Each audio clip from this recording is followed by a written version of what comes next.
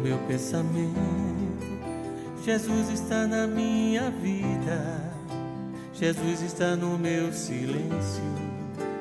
Agora eu sei porque sou feliz, a dor já não me deixa sem crer, assim a vida é...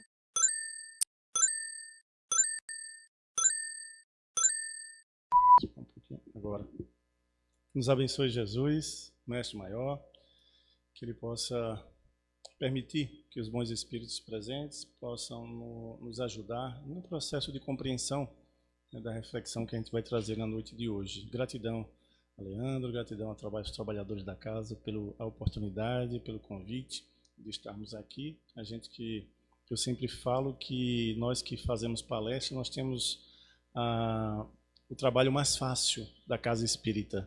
A gente estuda, vem aqui, repassa o conhecimento, né? Diz trabalhos mais árduos, né? Que requer, de fato, uma dedicação muito maior, né? A mais fácil para mim é da palestra, né? Gratidão mais uma vez aos trabalhos da casa e parabéns, né, por manter uma casa espírita, né, no momento presente no qual nós estamos. O mundo está passando por diversas mudanças, mudanças drásticas, né? Guerras assolando aí o mundo, né? Bem como diversos outros desafios que é próprio de um planeta de provas e expiações. Trago um abraço fraterno da Fraternidade Espírita Bezerra de Menezes. Estive hoje à tarde com Alain. Alain mandou um abraço também para todos vocês aqui. Totonho também. Totonho mandou um grande abraço para vocês. São pessoas queridas. São pessoas que, como ele disse, quer rever ao desencarnar.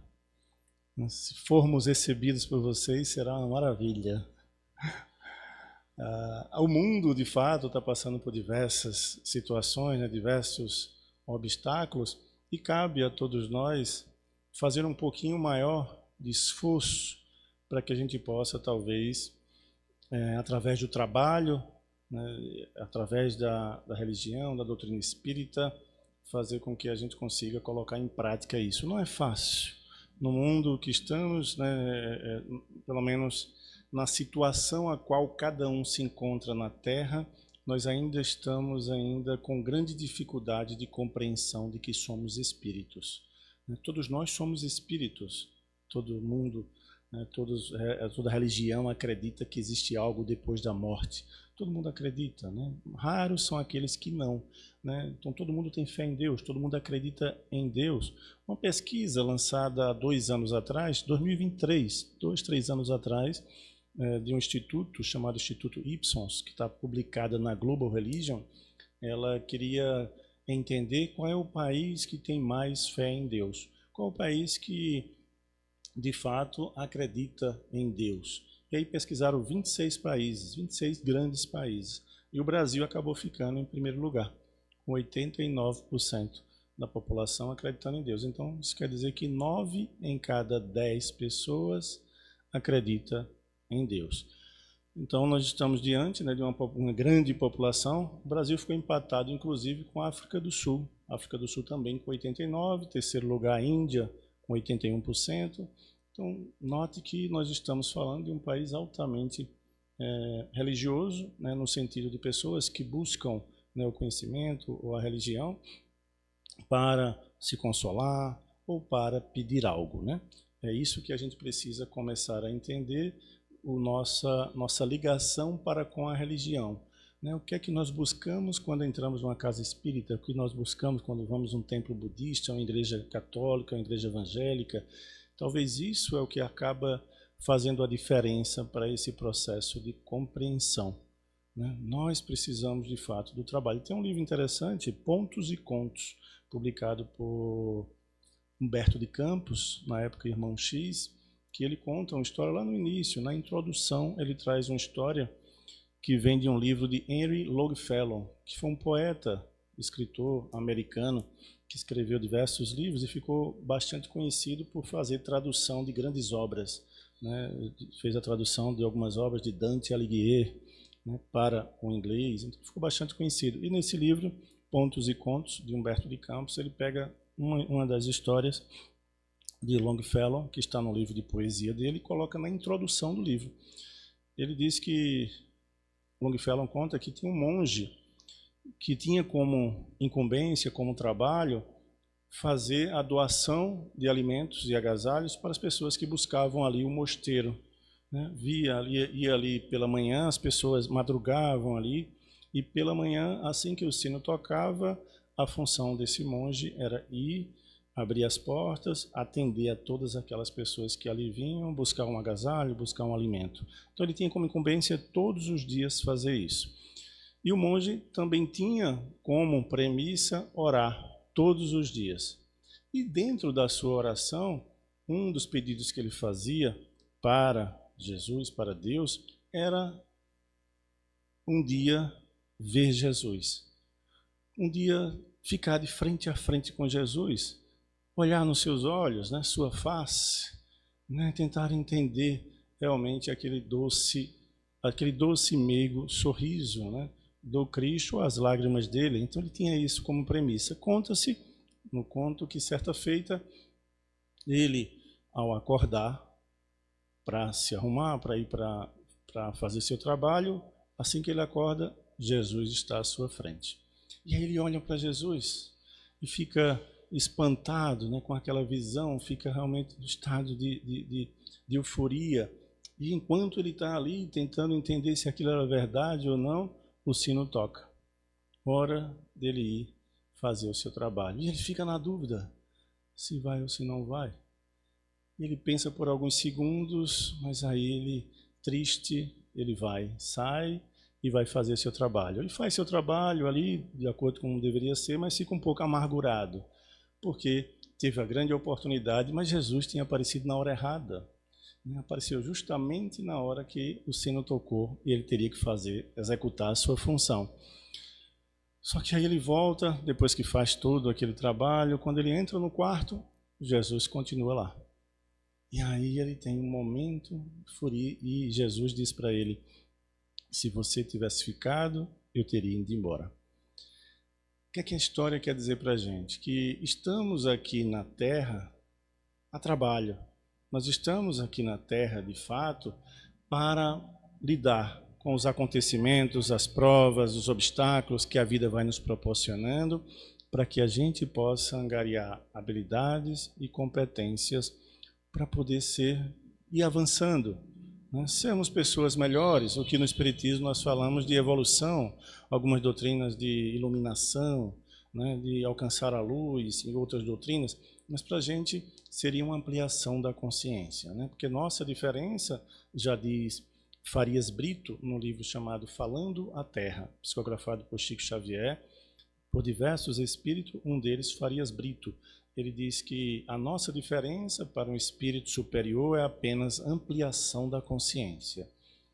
Eles têm uma ampliação da consciência e um real entendimento de que são espíritos. Nós temos essa dificuldade. Nós sabemos que somos espíritos, sabemos que existe algo depois, mas a gente ainda vive enquanto corpo. Eu estou Milton, então eu vivo enquanto eu sou Milton, mas na realidade Milton é só uma vestimenta que tem suas responsabilidades, claro, mas nós precisamos entender que tudo que a gente lida, nós precisamos ter como consciência que somos espíritos. Esse de fato, é o sentido, é o norte o qual todos nós deveríamos percorrer.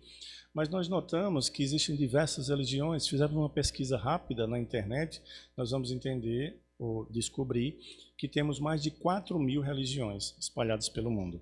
Entre as grandes, as tradicionais, né, islamismo, budismo, hinduísmo, cristianismo, dentre as diversas outras crenças populares, crenças indígenas. Depois que ele descobriu tudo isso, Kardec reparou que esses fenômenos, essas coisas que acontecem, espíritos, somos nós quando desencarnamos. Somos nós quando perdemos a vestimenta carnal. E não ficamos melhores. Às vezes, na grande maioria das vezes, ficamos até um pouquinho pior, porque a gente fica até um pouco perturbado pela perda do corpo, e aí não conseguimos ainda ter a consciência de que somos espíritos e seguir o caminho. Nós ainda estamos muito ligados à nossa família, algumas coisas, então isso acaba interferindo nesse processo de conscientização pós-morte. Então Kardec, depois que descobriu tudo isso, ele verificou que existem espíritos que estão no estado bem. Está lá no livro dos médiuns, no Céu e Inferno, onde tem lá espíritos sofredores, espíritos felizes, espíritos assim. Então ele descobriu que, puxa, esses fenômenos são feitos por espíritos, que são pessoas iguais a gente, que quando perde o corpo, fica invisível para as pessoas que estão encarnadas. Mas a gente está percebendo que existem espíritos que são melhorzinhos. Existem espíritos que, quando morrem, ficam numa situação deplorável. Existem espíritos que são assim, são assados. Então, o que é que a gente quer saber no Espiritismo é como sair dessa vida melhor do que a gente chegou. Como a gente vai sair melhor, como a gente avançar, como a gente quer sair consciente. Foi quando Kardec fez o questionamento para a espiritualidade, qual é o espírito mais perfeito que já habitou a Terra? Jesus. Então é Ele. É Ele o nosso guia, nosso modelo, é Ele o nosso caminho. Então, a partir daí, o Evangelho segundo o Espiritismo, trazendo todos esses ensinamentos do Cristo, bem como citações em todas as obras de Kardec, tem citações bíblicas, citações dos Evangelhos, para fazer uma base para que a gente possa estudar e, a partir daí, aos poucos, tentar ter uma compreensão melhor da vida, para que a gente sofra menos. Porque a gente sofre demais com qualquer situação, qualquer coisa. Então a gente precisa sofrer menos. Como eu citei Farias Brito, que ele disse que a nossa diferença para um espírito superior é apenas ampliação da consciência. Só para dar um exemplo, eu acho que eu já dei outras vezes que eu vim aqui, mas só para dar um exemplo, para a gente ter uma ideia, vamos supor que eu comprei um carro, 60 prestações. Não paguei nem a primeira ainda, acabei de comprar o carro, nem fiz o seguro do carro, porque o seguro estava caro, então eu não fiz o seguro. Então eu nem paguei a primeira prestação, nem fiz o seguro, vim aqui para Camusim dar a palestra, e aí quando terminar aqui a palestra eu vou olhar, o carro não está mais no lugar. Levaram o carro, roubaram o carro. Para eu, que ainda sou espírito inferior, eu iria chorar as 60 prestações. 5 anos chorando, né? Para um espírito superior, ele vai olhar, vai verificar de fato se colocou o carro no lugar certo, porque pode ser que tenha colocado no outro local, vai procurar de fato as leis cabíveis, né? Fazer tudo que tem que fazer, mas o que é que ele vai dizer, diferente de mim que estava chorando? Ele vai dizer: gratidão, Senhor, pela oportunidade do trabalho. Veja a nossa diferença para um espírito superior. Ele vai entender que ali é mais uma prova, é mais um teste, porque estamos num planeta escola, planeta de provas e expiações. Não é um planeta felizes, não é um planeta de espíritos puros, não é um planeta de férias, é um planeta de provas e expiações. Então tudo que existe, né, ao nosso redor são provas e expiações. Às vezes a gente não consegue entender ou enxergar, porque a gente só enxerga as grandes provas, as pequenas não. Ontem eu postei um vídeo que eu vi na internet, interessante, que foi um vídeo de um senhor que estava carregando uma carroça, tipo aquelas carroças que são feitas com geladeira, tem aquele coisa de geladeira, estava carregando recicláveis, alguma coisa ali. E tinha uma ladeira que era desse jeito mesmo, e ele não conseguia subir a ladeira, porque é um senhor, como é que ele ia subir aquilo? Então ele fazia esse caminho assim, enviesado, um pouquinho para cá, quando chegava no meio fio aqui, ele ia um pouquinho para cá, até ele conseguir subir em cima. Então ele ia para cá, esperava os carros passarem, carro, moto passando, e o título do vídeo que foi postado foi assim: muitos viram, mas só um parou. Foi um motoboy.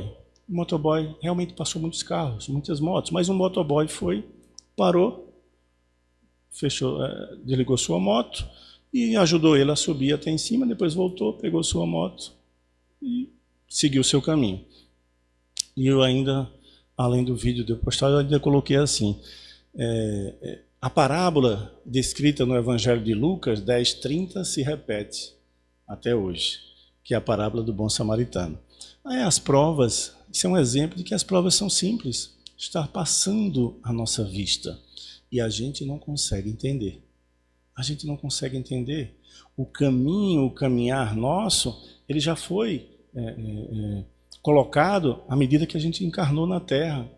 Temos uma trajetória. É claro que a gente vai criando alguns obstáculos, vai tirando alguns, vai evoluindo ou não em outros, vai criando novas dificuldades para a gente mesmo, e a vida vai se incumbindo de mostrar para a gente situações, né, coisas, situações, e a gente vai, às vezes, deixando as coisas de lado. A gente acaba esquecendo. Nós temos essa dificuldade, né? Todos nós. Né? Na Terra tem aquele primeiro livro de Emmanuel, que é aquela coletânea de pensamentos, né, sobre o Evangelho de Emmanuel, é o primeiro volume, a mensagem de número 356, ele diz assim, Emmanuel diz uma frase interessante, ele diz, na Terra não existe santos e nem heróis ainda. Somos um misto de luz e sombra, amor, ignorância. Então o que ele está dizendo? Ele está dizendo que não existe santos nem heróis. Todos nós estamos na Terra para esse processo de interação. E a gente acaba esquecendo, muitas vezes, disso, se preocupando apenas com a nossa vida, naquela correria do dia a dia, que é natural. Todos nós temos nossas responsabilidades. Igual o apóstolo Tadeu, quando ele pergunta ao Cristo, está lá no livro Boa Nova, no capítulo 6, Fidelidade a Deus, o nome do capítulo. Quando o apóstolo Tadeu diz, oh, Senhor, é como se ele dissesse assim, Senhor, eu sou um espírito. Existe o mundo que tu estás nos apresentando, que daqui a pouco eu vou para lá, para esse mundo. Mas eu tenho que viver também de acordo com as minhas responsabilidades, porque eu tenho família, eu tenho trabalho, eu tenho isso, eu tenho aquilo. Como é que eu vou viver? É como se a gente se encontrasse o Cristo, Senhor, é o seguinte, eu tenho conta para pagar, prestação do carro, água, luz, estou no emprego, daqui a pouco vamos botar para fora, eu quero trocar meu carro, não estou conseguindo. Veja as nossas preocupações materiais. Né? E eu sou um espírito, daqui a pouco eu vou ser, e agora? Eu estou um pouco perdido. E aí o Cristo, no capítulo 6, ele vai dizer assim, o verdadeiro discípulo, ele tem que se desapegar, ele tem que se distanciar um pouco mentalmente das coisas do mundo. Ele está no mundo, mas ele não é do mundo. Estar no mundo é uma coisa, ser do mundo é outra. Então ele precisa ter esse entendimento. E um segundo entendimento, ele precisa entender que ele está em um grande campo a laborar. Ele está num grande campo a trabalho. Ele precisa de muito esforço para passar por ele. Então não é simples, não é fácil. Está lá no capítulo 6 do livro Boa Nova. Grande esforço. E de fato nós precisamos de um grande esforço para domar as nossas más inclinações. Nós temos dificuldades. Nós temos grandes dificuldades. Eu faço parte de um grupo que já desde 2018 que eu faço parte desse grupo, é um grupo nacional que presta serviço para pessoas que estão precisando conversar, desabafar. Então nós ajudamos pessoas. É um grupo de mais de 4.000 voluntários no Brasil. Então nós somos voluntários, estudamos, aprendemos, fazemos cursos constantemente para ajudar pessoas. E no ano passado, quase final de setembro, outubro do ano passado, houve um encontro de um grupo pequeno porque foi só alguns coordenadores, para São Paulo, para ter um encontro, um workshop, palestra, essas coisas todas. E aí foram 11 pessoas, do meu grupo foram 11 pessoas, da Regional Nordeste. Então 11 pessoas. Eu, o caçula, 52 anos, né? Mas vai 70, 74. Então nós fomos para esse encontro. Passamos lá de sexta a domingo, fazendo uma reciclagem. Ok. Mas aí, o primeiro dia desse encontro, quando terminou as atividades, tinha um rapaz de uma van que levava a gente para o hotel, e a gente disse, olha, vamos jantar logo? A gente vai jantar. Depois do jantar, nós vamos para o hotel, porque aí a gente já vai dormir e amanhã já tem atividade novamente. E de frente onde a gente estava tendo as atividades, de frente do salão que estava tendo todo esse trabalho, tinha um shopping. E aí nós fomos jantar no shopping. Eram umas 8 horas, 8 e pouca da noite, estávamos jantando no shopping, terminou a janta. Ao sair, eu e mais 10, né, e mais o motorista da van. São Paulo estava muito frio, estava 11 graus, mas todo mundo já sabia disso previamente. Para a gente aqui do Nordeste, 11 graus é neve, né?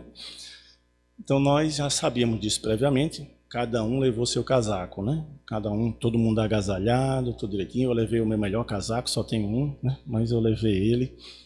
Ok, estou lá, terminou o jantar, fomos para a saída, a porta se abriu ali, aquela porta automática do shopping. O rapaz disse: eu vou pegar a van, fiquem aqui, está frio, entrem, porque está muito frio, 11 graus.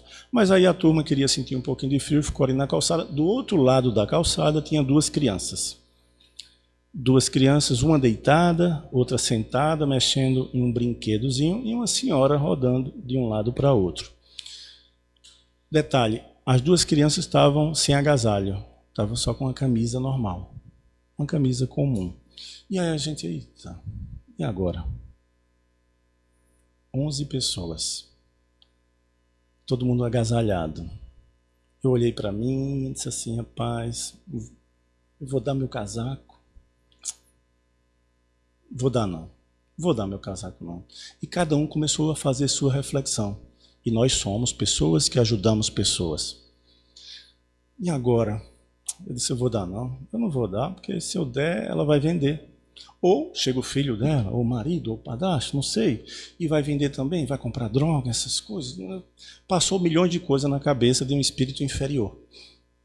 Então ficou naquela, enquanto estava todo mundo confabulando ali, ninguém conseguiu dar uma palavra, porque estava todo mundo um esperando o outro, alguma coisa. Vinha uma senhora que ela tinha ido ao banheiro e ela chegou por último, 74 anos, daqui do Rio Grande do Norte. Ela olhou de longe, ela viu as crianças, pediu licença, foi lá, tirou o casaco, colocou nas duas crianças.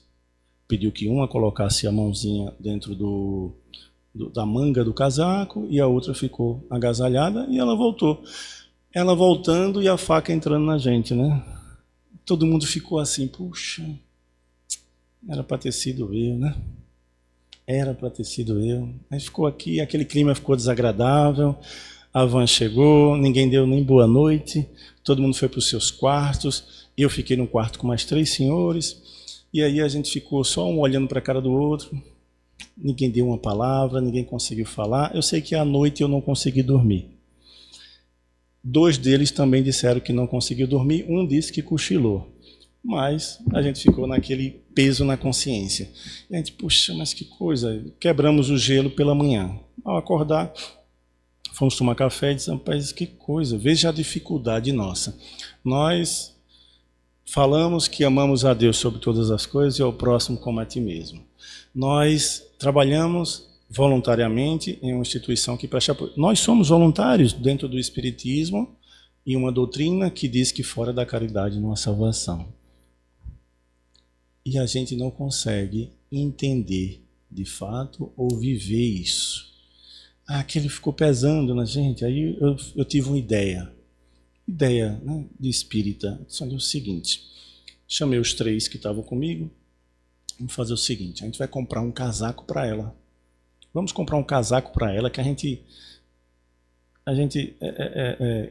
ludibria, né? Como diz, né? A espiritualidade aí. E aí a gente tenta enrolar o povo, né? Tenta enrolar a nossa mente. E é a mesma coisa da gente ter dado o casaco. Porque vai dar o casaco para ela, deu o casaco, então é a mesma coisa. Os 3 ficaram animados com essa proposta. Eles, pronto, se assim, a gente divide aqui, vamos comprar o casaco mais caro, porque aí a gente divide para aqui, e aí ela deu um casaco barato, a gente vai dar um casaco caro. Então assim, a gente vai estar kits no jogo da vida. Não é assim. Mas eu disse isso para eles riram e tal, e vamos lá. Aí conseguimos convencer ela, ela não queria. Não, que isso, eu preciso pagar. Quando eu receber minha aposentadoria, eu vou quitar com a parte. Não faça isso. Resumindo, conseguimos convencer ela no horário do almoço, das atividades, a gente ir no shopping, porque ela não tinha como ela ficar sem casaco. São Paulo, 11 graus, uma senhora, né, não estava acostumada com frio. No almoço, levamos ela, falamos com o rapaz da van, ele levou a gente no shopping, uma loja enorme, cheia de casacos. Ela viu de longe um casaco parecido com o casaco que ela tinha doado, e ela foi lá e disse: não, eu quero aquele. já está certo, é aquele casaco. Ela foi lá, pegou o casaco, aí o rapaz me deu a notinha, eu já fui no caixa. Bote aqui. Eu vou pagar no Pix, tirar do cheque especial para eu sentir na pele uns 15 dias esses juros aí para ver se eu me quito, né? Tem aquele negócio, né? Você precisa quitar, né? E aí a moça disse, não, mas eu preciso da peça, né? Para eu bipar aqui a peça. Eu disse, mas minha senhora, faço não, tira esse negócio aí. Não, eu preciso da peça. Aí a peça veio, ela bipou ali, pronto, tira agora. Ela disse, mas a loja está com estoura-balão. Ela estourou o balão? Eu disse, não, você não precisa de estoura-balão, não. Não precisa desse, tire aí, eu vou pagar aqui à vista, tá aqui. Não, mas faz parte da... Não, senhora, você não está entendendo a nossa dor. Só não tem. Não, ela disse, não, mas estoura balão. Ela disse, não, mas eu vou lá rapidinho estourar os balões. Ela foi, deram um balão para ela ganhou R$600 no balão que ela estourou. Aí eu disse, é impossível falar com essa mulher. A gente precisa voltar para Caruaru, porque é impossível. A espiritualidade não iria deixar ela só. Não ia deixar ela desamparada, porque ela fez aquilo, porque ela sentiu-se de íntima compaixão por aquilo. Ela não fez aquilo para agradar. Ela não fez aquilo para mostrar. Ela não precisou de esforço, porque ali já é uma virtude que já está nela, já está nela. A gente não. A gente precisou, a gente não fez, e ainda teve um conflito interior enorme para ver se fazia na probabilidade pequena. Note a nossa diferença. Para alguém que já tem isso como natural na sua vida, ele vai fazer. Porque não é o que eu dou. Porque eu poderia agora, não, fazer o seguinte, eu vou comprar 10 casacos, vou deixar no carro, e aí, quando eu ver alguém, eu já dou 10, ela só deu um, eu vou dar 10. Mas não é assim. É o que eu aprendo enquanto eu faço aquilo. É o que eu aprendo enquanto eu faço a doação. Não é a doação em si, quem recebe é de bom grado, e nós devemos dar, porque tem muita gente precisando, de fato, independente se a gente aprendeu ou não aprendeu, mas se tiver que doar, doa. Se tiver como doar, faça a doação. Mas aquilo só vai fazer efeito em nós quando a gente realmente entender o propósito. No livro Lázaro Redivivo, de Humberto de Campos também, ele tem uma frase interessante que ele diz isso. Nós podemos doar fortunas para assistências sociais, mas se a gente não se compadecer do outro, nós precisaremos voltar o quanto antes para aprender. Então não só é doar, é aprender. Por isso que nós estamos no mundo de provas e expiações, que é necessário esse processo, esse conflito, né, interior, para a gente começar a entender o nosso real propósito para com Cristo. Porque senão nós iremos... Tem uma frase de um filme que foi lançado alguns anos atrás, aquele filme Nosso Lar, um dos artistas principais, ele diz assim, a frase que a gente mais escuta das pessoas advindas da terra e chegam aqui para a gente na colônia é: eu fracassei. Eu fracassei. O que é fracassar? Perder oportunidades. Porque as oportunidades estão dispostas.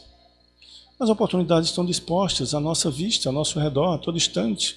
Não só é o processo, é porque doar não é doar coisas, é doar de si. Não é doar coisas, é doar de si. Quando eu dou de mim mesmo, ali eu aprendi. Ali de fato eu aprendi. Eu estou aproveitando o momento.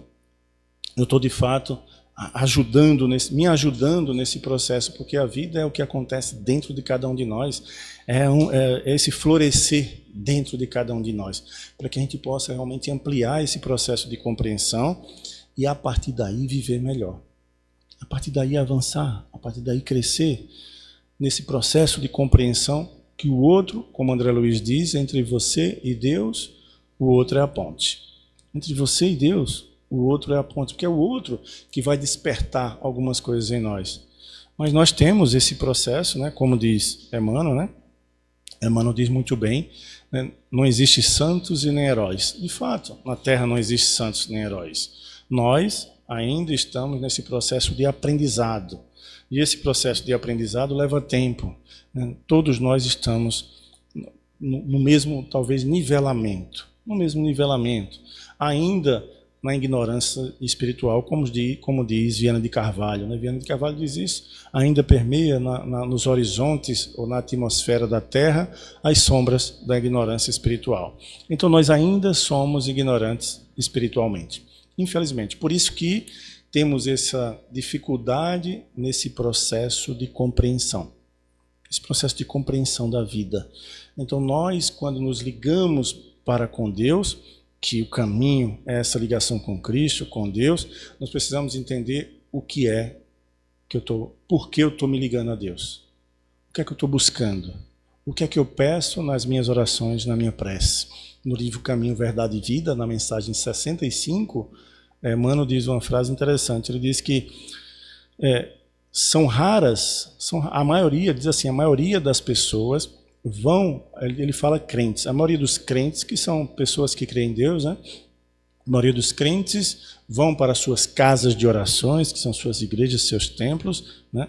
Em busca de pedir coisas. Raros são aqueles que buscam de fato o que realmente importa para o processo evolutivo. Raros são aqueles. Então ele diz que a maioria de nós vamos para nossas casas de orações pedir coisas. Raros são aqueles que buscam, de fato, um real entendimento para o seu processo evolutivo, que nós deveríamos pedir em nossas orações. Que a espiritualidade, que os bons espíritos nos ajudem no processo de compreensão das provas, para poder compreender melhor as provas. Amplie a minha compreensão para que eu possa entender melhor aquilo e não perca a oportunidade. Não perca a oportunidade de aprendizado. Tudo é oportunidade de aprendizado. Mas a gente acaba se confundindo, né, com o corpo. Nós acreditamos ainda que somos corpos, mas não somos corpos, né? Nós somos espíritos. E a vida verdadeira é a vida espiritual, é onde o espírito está. Não é que a vida verdadeira é a vida no plano espiritual. A vida verdadeira é a vida do espírito, onde quer que ele se encontre, encarnado ou desencarnado. Aí é onde está a vida verdadeira. Onde ele se encontra é a vida verdadeira. Por isso que ele precisa trabalhar onde quer que ele se encontre. Segundo a espiritualidade, essa é uma das melhores reencarnações nossas, porque estamos passando por diversas provas, diversas dificuldades, diversos obstáculos, mas ainda a ignorância espiritual acaba dificultando esse processo de compreensão. Emmanuel, no livro Pão Nosso, na mensagem de número 100, ele diz assim: é a cegueira íntima que nos impede de ver as bênçãos advindas de Deus e a gente só consegue enxergar o obstáculo. Porque nós precisamos de provas, precisamos de testes para poder treinar, né, ter uma gestão melhor sobre os nossos sentimentos. É isso que a gente precisa. Só que ao chegar a isso, a gente acaba acreditando que ali é um obstáculo para a gente. Então aquilo é um obstáculo, isso é ruim, isso, aquilo, outro. A gente julga as situações de acordo com a nossa experiência. E é normal que a gente faça isso, né? Se eu não conhecesse o que é um microfone, por exemplo, então eu chegava aqui e dizia: o que é isso? Uma peça? Que peça é essa? Se eu não conhecesse o microfone. Mas a partir do momento que eu estou conhecendo, esse é um microfone. Então, segunda vez que eu ver, microfone. Terceira vez, microfone. Não fiz nenhum esforço para decifrar o que é isso.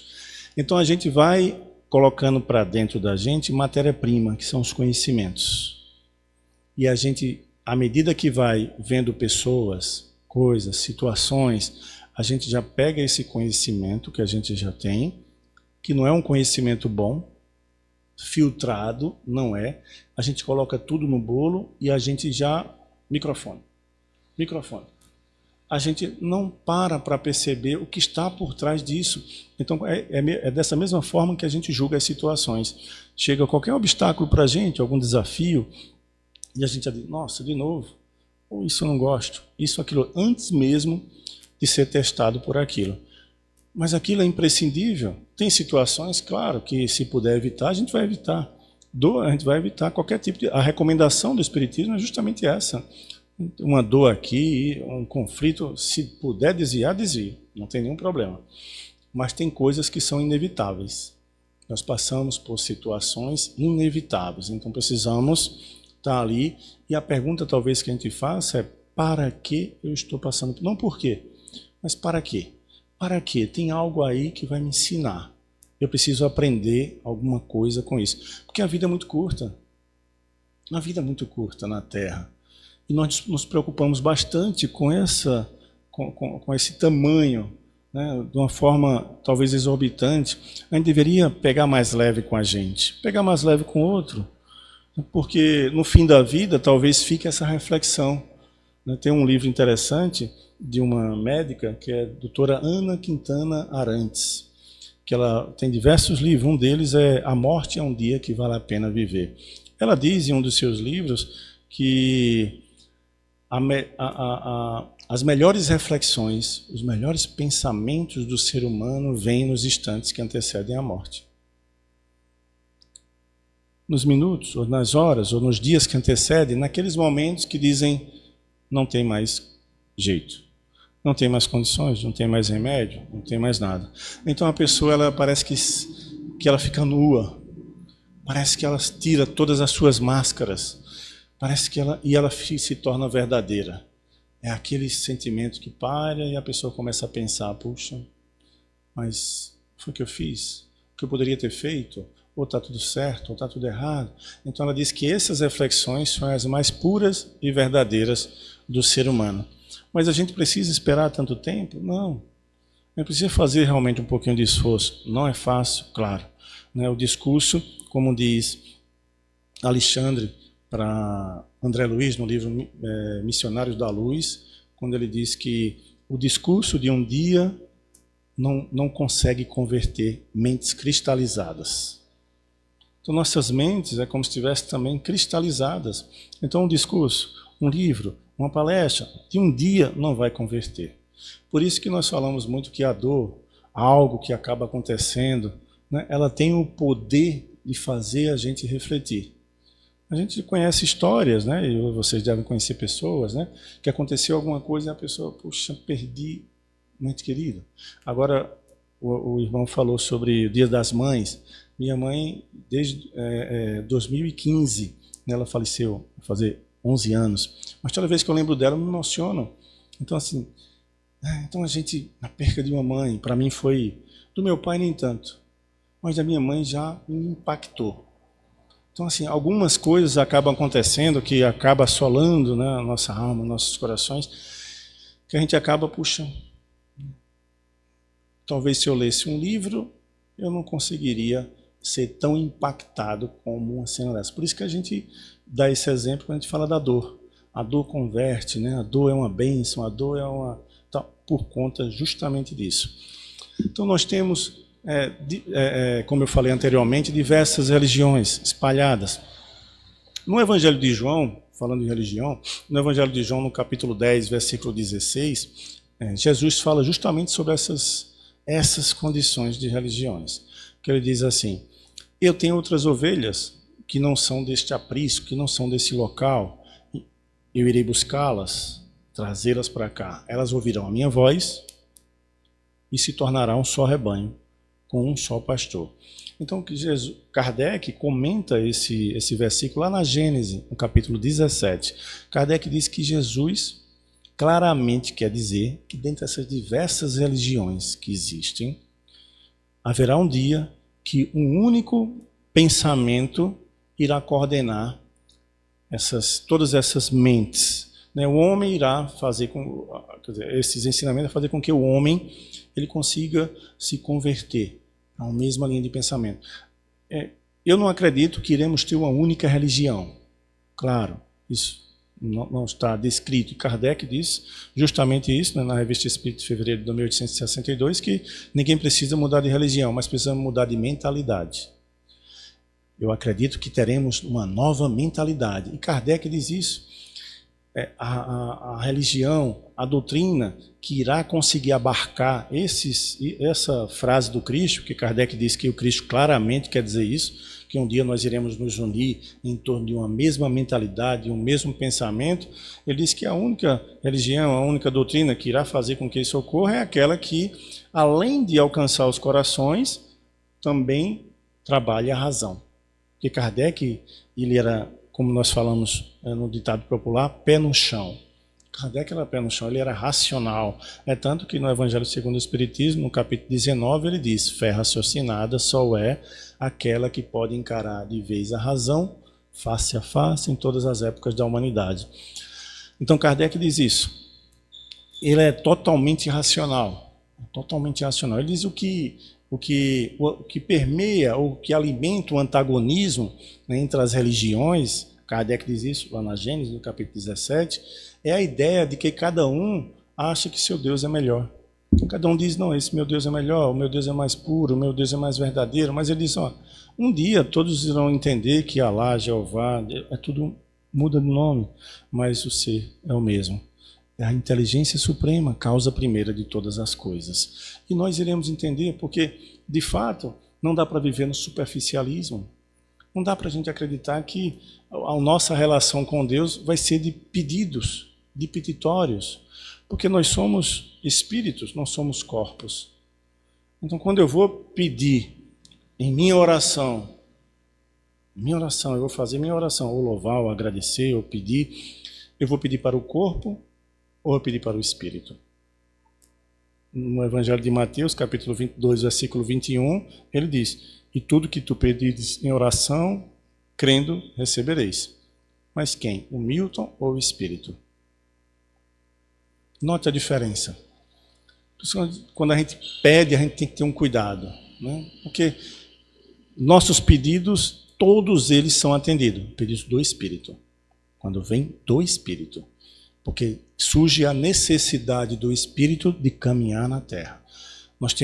Nenhum espírito é desamparado. Por isso que todos temos o amparo do guia protetor, anjo guardião, todos nós. E todos os nossos pedidos de necessidade do espírito, ele é atendido. Só que como a gente não tem essa consciência de que somos espírito, nem vivemos enquanto espírito, né, a grande maioria de nós, infelizmente, ainda não consegue ter essa consciência, a gente pede para o corpo. Senhor, dai-me saúde. Senhor, dai-me, deixa faltar nada aqui. Senhor, minha filha quer casar. Senhor, arruma um marido bom para ela, arruma uma esposa boa para o meu filho. Eu vou trocar de casa. Olha, a luz está vencendo, preciso que uma graça chegue. Note que são necessidades comuns de todos nós, né? Claro, a gente quer coisas boas e tal, mas são necessidades do corpo, não são necessidades do espírito. A necessidade do espírito é uma ampliação da consciência para que eu possa entender de fato o que é que está ocorrendo ali. O que é que está ocorrendo nessa prova que chegou para mim. E às vezes a gente acha que para evoluir, para crescer, para avançar, a gente precisa, eu vou montar um lar de idosos, vou montar uma creche, eu vou fazer isso. Não precisamos. Tudo que nós precisamos para avançar, sair dessa vida melhor do que a gente chegou, já está disposto ao nosso redor. Pena que a gente está com os olhos do corpo. Não conseguimos. Mas com esforço, como diz o Cristo no livro Boa Nova, né, lá no capítulo 6, com grande esforço para poder fazer com que a gente consiga entender. Né? Eu dei esse exemplo, né, do casaco, né, a senhora, e ela não é espírita. E ela não é espírita. Mas o espiritismo trabalha a doação. O espiritismo é fora da caridade, não é salvação. Paz, e agora? Então fica a lição, né? Fica a lição de casa, né? Para a gente. Às vezes as pessoas dizem, puxa, mas nós precisamos, como diz lá na pergunta 919, né? O Santo Agostinho nos convida à reflexão, ao autoconhecimento, isso, aquilo, outro. Mas como é que eu faço para me conhecer? Eu não sei. Aí eu sempre dou esse exemplo. Você já recebeu uma ligação da companhia telefônica? Você é aquele que atende aquela ligação. O que é que você sente quando atende aquela ligação? Porque ali do outro lado é uma pessoa que está trabalhando, sendo pressionada para bater metas. Esses dias, sempre o pessoal liga, né? Eu tenho um plano, né, da companhia telefônica e eu pago, eu não sei, R$100. E aí estava vencendo o plano. Eu estava quase. E o pessoal sempre ligando para, olha, vai vencer. E eu disse, não, vou deixar para depois. Né? Faltava 3, 4 meses. Mas faltava menos de um mês, uma mocinha ligou. Ela ligou, eu disse assim, não, eu vou para renovar. Eu disse, pronto, eu quero renovar. Eu pago R$100 e poucos. Ela disse, não, você vai pagar R$54. Eu disse, puxa, coisa boa. 54 é 54. Eu disse, mas vai tirar o quê? Vai tirar qual benefício, né? Não vamos tirar nada. Mesmo plano seu vai sair com R$54. Eu disse, moça, mas moça, você não está me enganando, não? Não estou não, é R$54. Eu disse, então tá certo, então eu vou querer. Ela disse, pronto, agora tem uma coisa. Você vai ter que atender uma ligação, que é uma secretária eletrônica, ela vai fazer 3 perguntas. Você quer migrar de plano, tal, você vai dizer sim. Você aceita, você vai dizer sim. Você aceita o plano de R$159, você vai dizer sim. Eu disse, não, mas como é que eu vou dizer sim? Por 150? Não, mas é assim que funciona. Você vai dizer sim, eu vou ficar aqui caladinha, eu vou ficar aqui do outro lado da linha. Você vai dizer sim. Quando terminar a ligação, você não desliga que eu estou aqui. Aí eu vou completar o desconto, 1 ano de desconto para você. Mas moça, você não está me... Não, pode ficar... Ok, vamos na fé. Chegou a chamada lá, sim. Aí na hora, você quer o plano R$159? Eu disse bem baixinho, para ver se não escutava, mas entendeu que sim. Mas parabéns, você renovou seu plano. Eita, moça, opa, estou aqui. Pronto, vamos completar agora. Eu sei que se passou uns 2 meses lá, 2 meses e pouco, chegou uma conta de 150 e poucos reais. São uns 2, 3. Eu disse, rapaz, aquela moça me enganou. Passados 2, 3 meses, eu vim notar agora. Aí liguei, né? Aí disse assim, uma moça atendeu, eu disse, olha, eu não tenho protocolo, não tenho número nenhum, mas a moça ligou, disse isso aqui e tal, disse que era uma promoção, e eu aceitei, né? Mas você disse sim para a secretária eletrônica? Eu disse, né? Porque ela mandou dizer sim. Aí eu disse assim, eu disse uma coisa que eu me arrependi depois, disse assim, a golpista me forçou a dizer isso. Aí depois quando eu disse, aí eu fiquei pensando, mas não me arrependi. Aí ela disse assim, não, meu senhor, mas vamos lá. Aí eu disse, está vendo? Foi um golpe que eu caí, você mesmo está dizendo agora que... Aí ela disse, não, meu senhor, deixa eu dar uma olhada aqui. Eu vou dar uma olhada direitinho e eu lhe digo. Não, está certo, vamos olhar. Aí ela olhou lá e disse assim, meu senhor, você pagou a conta do mês passado? Eu disse, não sei. E a do mês? Não. Tem 3 contas aqui que o senhor não paga, é 54 mesmo. Aí eu disse, meu Deus. Aí me arrependi de ter dito a golpista. Aí voltou o espírita, né? Gratidão, minha senhora, só fez um bom trabalho, que Jesus te abençoe. A gente volta a ser espírita. Note, a vida, as provas, as coisas, não são coisas grandes, não. Porque nós precisamos trabalhar o eu, não é trabalhar o outro. Precisamos trabalhar o eu. Então, note, eu não passei na prova. Eu não passei na prova porque eu poderia estar muito bem tranquilo ali e dizer assim, moça, dê uma olhada direitinho, veja aí, R$50 a mais não vai fazer diferença, você consegue dar o desconto agora. Eu poderia agir de milhares formas, mas eu não agi. As provas são assim, não existe coisa diferente. É esse senhorzinho que vai subindo com a carrocinha e todo mundo passa, é uma criança que está ali sem um agasalho ou descalça, é uma chamada da telefonia. As provas que a gente espera para crescer, para avançar, são essas, não tem outra. Não, mas a prova é porque minha mãe vai morrer, o meu pai vai morrer, é porque eu perdi um amigo. Não, são acontecimentos naturais da vida. Não, mas é claro que existem provas que são bastante desafiadoras. Não tenho sombra de dúvida disso, né?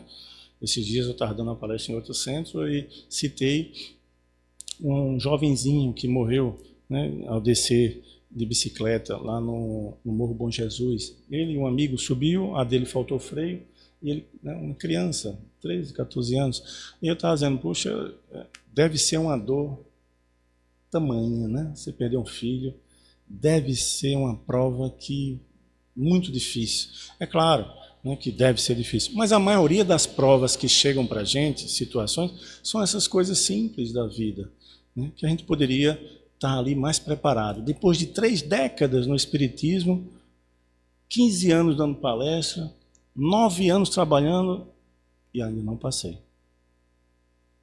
Ainda não passei. Somos um misto de luz e sombra, de ignorância, de culpas, de tantas situações. E quando nós iremos aprender? Na próxima? Ou precisamos fazer um esforço? né, para tentar agora, o quanto antes, aproveitar e não perder essa oportunidade. Gratidão a todos vocês. Toda essa prece. Vamos fazer nossa prece. E no momento da prece, os passes serão coletivos, não é isso? Divino Mestre, amado Jesus, só temos a te agradecer pelo amparo, pelas bênçãos, a todas as pessoas que aqui adentraram, encarnados e desencarnados. Que tu possa, Senhor, nos abençoar, nos guiar, nos dar forças para conseguir de fato entender as provas, as expiações que praz a ti enviar-nos. Continua sendo essa lanterna, essa luz, esse farol a iluminar nossos passos através dos teus ensinamentos que já permanecem conosco há mais de 2000 anos. Que tu possa nos abençoar e nos perdoar, acima de tudo, com tua misericórdia divina. Abençoa todos que aqui se encontram, encarnados, desencarnados. Abençoa todos os trabalhadores aqui da casa e a todos os espíritos benfeitores que se fizeram presentes. Gratidão, hoje, amanhã e sempre.